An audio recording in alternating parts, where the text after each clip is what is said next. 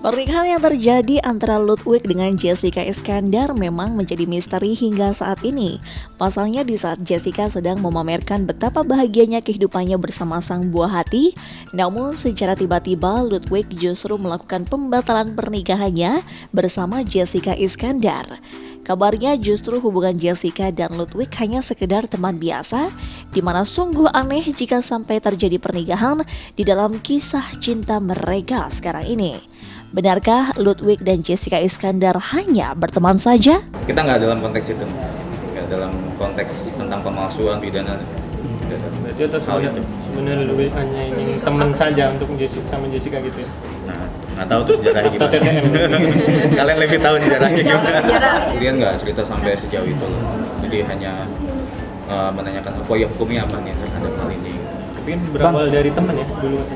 Teman dekat Bang. Oke, temannya banyak soalnya. Jika pernikahan Jessica dan Ludwig tidak ada masalah di dalamnya, maka pembatalan pernikahan diakui kuasa hukum Ludwig tidak akan dilakukan kliennya. Kabarnya Jessica hanya merasa dinikahkan oleh Ludwig, di mana hal inilah yang masih menjadi misteri atas pernikahan yang mereka lakukan di akhir Desember kemarin. Logikanya kalau memang menikah ya kita nggak ajukan gugatan pembatalan ini.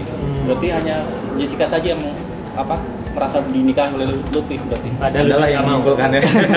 Jika sudah masuk ke ranah pengadilan saat ini, tentu Ludwig dan kuasa hukumnya tidak main-main soal gugatan pembatalan pernikahan terhadap Jessica Iskandar.